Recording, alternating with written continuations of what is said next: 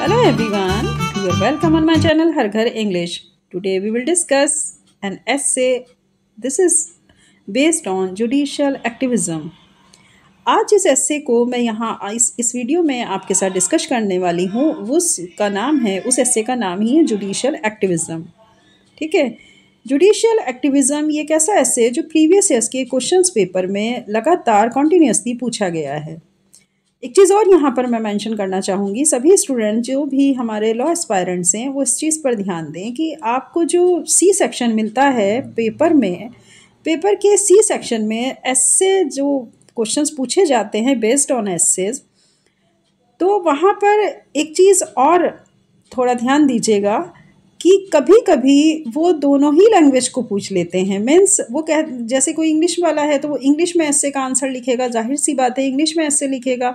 और अगर कोई हिंदी मीडियम वाला बच्चा है तो वो हिंदी मीडियम में भी, यानी कि जो उसकी लैंग्वेज है वो हिंदी भी चूज़ करके और हिंदी में भी लिख सकता है। तो एस्से में कभी कभी ऐसा देखने को मिला है पेपर में, जो क्वेश्चन पेपर है आपका उसके अंदर, कि एस्से में इस तरह की छूट दे दी जाती है कि ठीक है आप एस्से चाहे इंग्लिश में लिखें चाहे हिंदी में लिखें।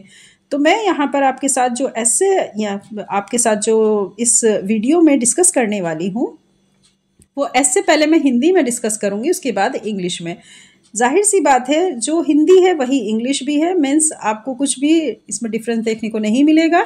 हिंदी की ट्रांसलेशन ही इंग्लिश में की गई है, तो लिहाजा आप जुड़े रहिए इस वीडियो के साथ में और चैनल को ज़्यादा से ज़्यादा लाइक सब्सक्राइब शेयर करिए ताकि और भी स्टूडेंट्स इस चैनल के थ्रू अपनी स्टडी बहुत अच्छे ढंग से कर सकें। Okay, essay on judicial activism. Hindi क्या बनेगी इसकी? न्यायिक सक्रियता पर निबंध। तो अगर किसी बच्चे को इंग्लिश में एस्से लिखना नहीं आ रहा है तो वो हिंदी में भी अटेम्प्ट इस क्वेश्चन को कर सकता है। देखते हैं इसका। नंबर 1, आप परिचय दीजिए। अब पहले न्यायिक सक्रियता है क्या, हमें ये देखना है। तो पहले हम इंट्रोडक्शन से बात करेंगे। पहली हेडिंग आप परिचय डालिएगा हिंदी में। न्यायिक सक्रियता से तात्पर्य न्यायपालिका की उस सक्रिय भूमिका से है जिसमें वे अधिकारों की रक्षा करने, न्याय सुनिश्चित करने और संवैधानिक मूल्यों को बनाए रखने का कार्य करती है। मतलब अगर जुडिशियल एक्टिव होगा तभी तो आप अपने लिए जस्टिस की डिमांड रख सकते हो ना।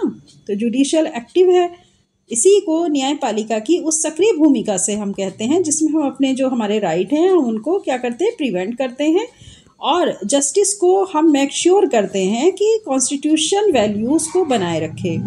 इसमें न्यायालय कानूनों की व्याख्या को एक गतिशील दृष्टिकोण से करते हैं ताकि विधायी या कार्यकारी खामियों को पूरा किया जा सके। मतलब इसमें कोर्ट क्या करता है, इसमें कोर्ट लॉज की व्याख्या करता है, इंटरप्रिटेशन करता है, और ये एक डायनामिक विज़न है ताकि जितनी भी हमारे लेजिस्लेटिव हैं तो उनकी जो कमियां हैं उनको पूरा किया जा सके। अंडरस्टूड? मैंने बाइलिंगुअल आपको इसीलिए समझाया ताकि आप इस चीज़ को समझें।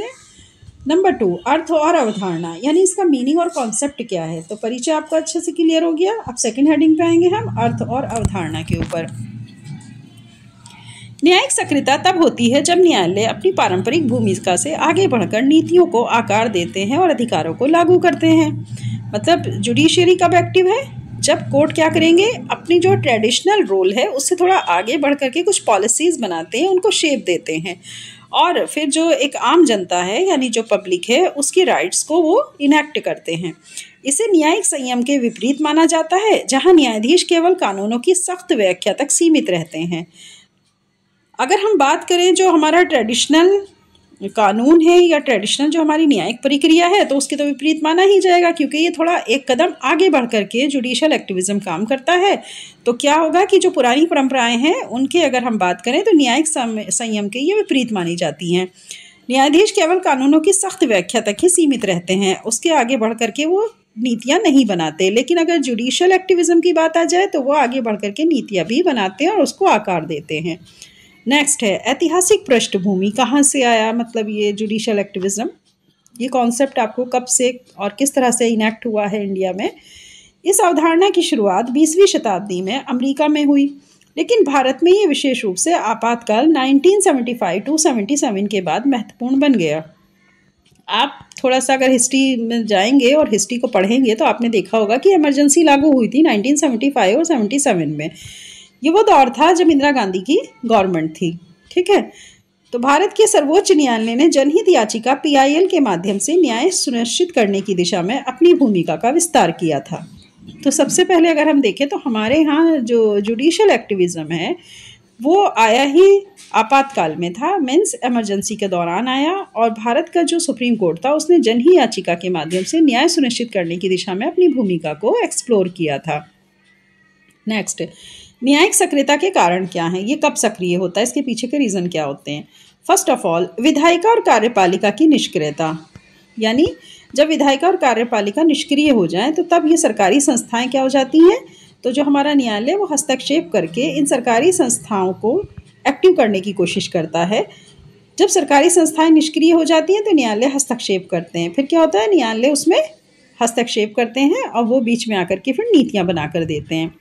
नंबर 2, मौलिक अधिकारों की रक्षा। अगर किसी व्यक्ति के मौलिक अधिकार की बात आ जाए तो तब यहाँ पर न्यायालय हस्तक्षेप करेंगे और उसके मौलिक अधिकारों की रक्षा करेंगे। तो संवैधानिक अधिकारों की सुरक्षा के लिए न्यायालय हस्तक्षेप करते हैं। नंबर 3, कानूनों की विस्तृत व्याख्या। बदलती सामाजिक आवश्यकताओं के अनुसार कानूनों की व्याख्या की जाती है। मतलब जुडिशियल एक्टिविज्म क्या है, एक बहुत ही ज़्यादा डेस्क्रिप्टिव फॉर्म है, और डेस्क्रिप्टिव फॉर्म में ही वो क्या करेंगे, व्याख्या करेंगे, यानी कि जो हमारे लॉज हैं उनकी थीम को एक्सप्लोर करेंगे। तो बदलती सामाजिक आवश्यकताएं, जैसे जैसे हमारा समाज बदल रहा है उसकी आवश्यकताएं बदल रही हैं, हमें और ज़्यादा कानूनों की जितना आप देख रहे हैं जिस तरह से मतलब क्राइम हो रहे हैं, और बिटरली अगर हम देखें तो जिस तरह के क्राइम हो रहे हैं बहुत ज़्यादा बट्रायल, तो इससे क्या होगा कि हमें कानूनों की व्याख्या की ज़रूरत पड़ रही है। नंबर 4 है जनहित याचिकाएं, यानी PILS की बात करें, नागरिक न्यायालय का रुख करके सार्वजनिक हित के मुद्दों पर न्याय की मांग करते हैं।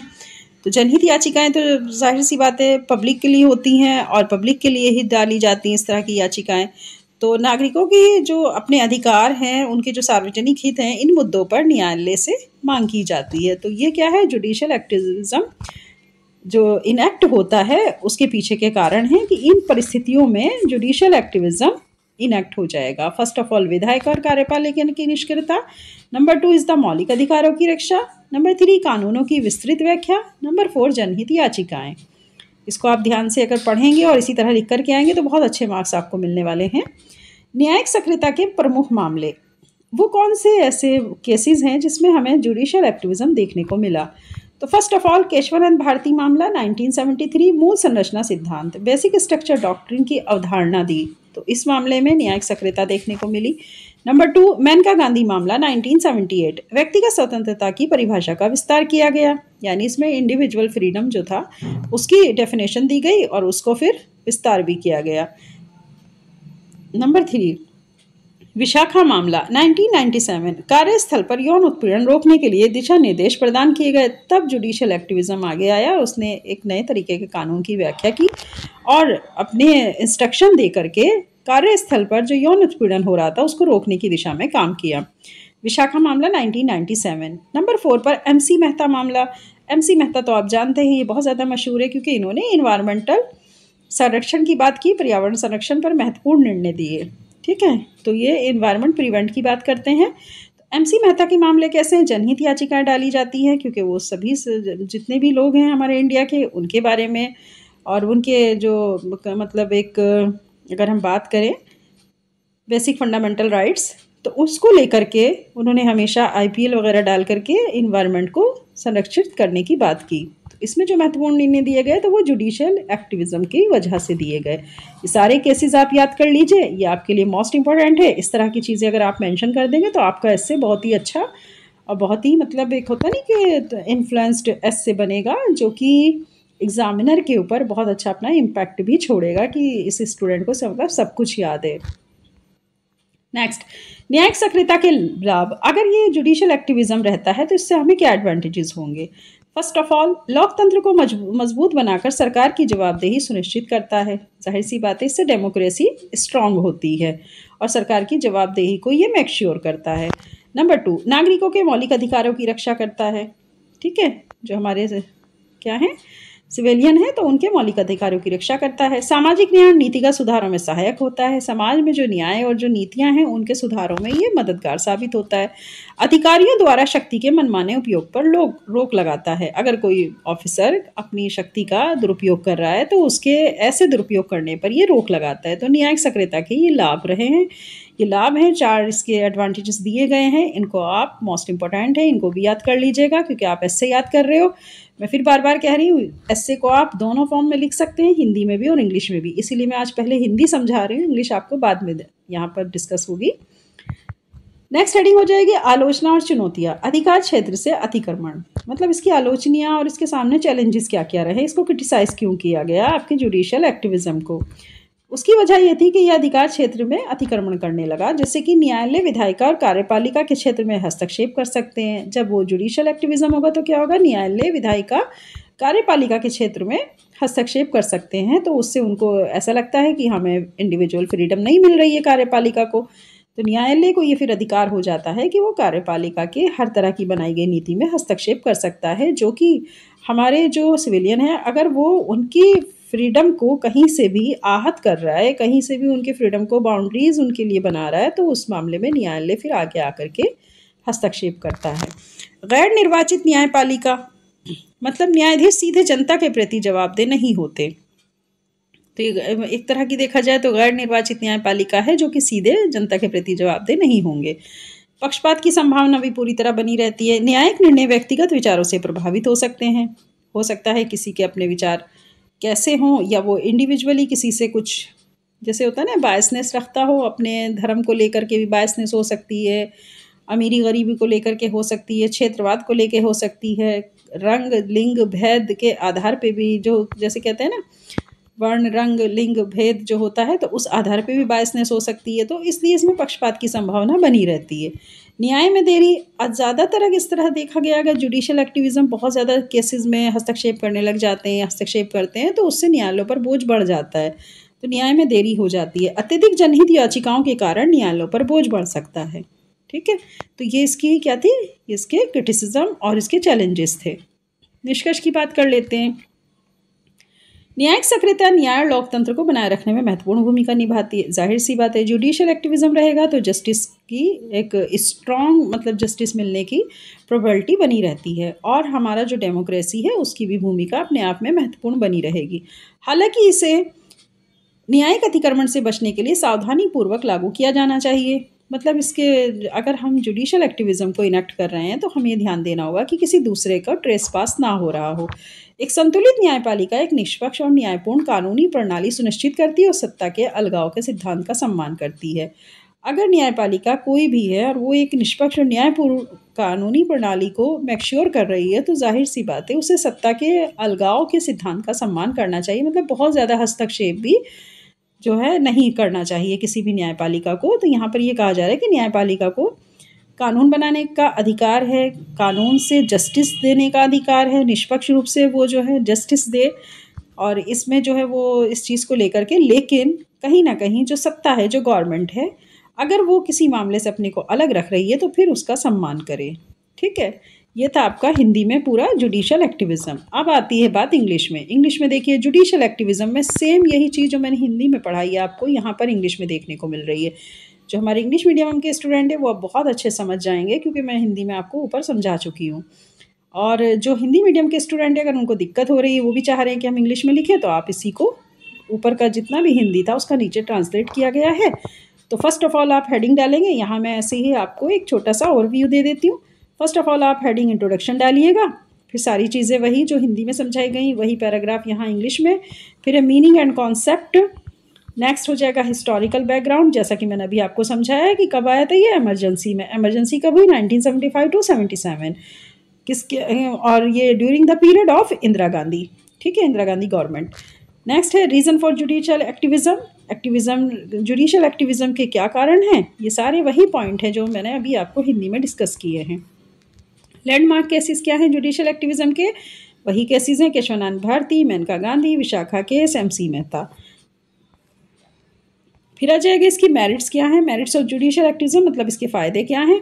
तो ये आपके 4 पॉइंट्स जो अभी ऊपर डिस्कस किए गए हैं वही 4 पॉइंट्स हैं। क्रिटिसिज्म चैलेंजेस की बात करें तो न अभी जो हमने हिंदी में क्रिटिसिज्म यानी कि उसकी आलोचनाएं और जो उसके हमने चैलेंजेस को हम बात कर रहे थे, तो वही आपको यहाँ पर चारों पॉइंट देखने को मिल रहे हैं। Over reach, unelected judiciary, subjectivity, delay in justice. तो ये यहाँ पर इसलिए जुडिशियल एक्टिविज्म को क्रिटिसाइज भी किया गया।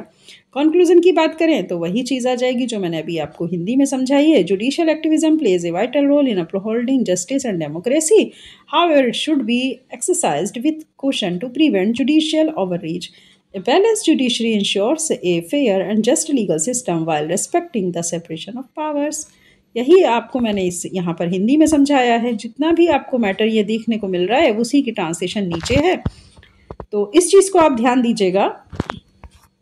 मैं फिर बार बार कह रही हूँ कि ये ऐसे जो आता है लिखने के लिए वो दोनों लैंग्वेजेस में आता है। जो बच्चे अपने को हिंदी में कन्वीनियंट ज़्यादा फील करते हैं तो वो हिंदी में लिख सकते हैं, और जो बच्चे अपने को इंग्लिश लैंग्वेज में ज़्यादा कन्वीनियंट फील करते हैं तो वो इंग्लिश लैंग्वेज में इस क्वेश्चन को अटैम्प्ट करें।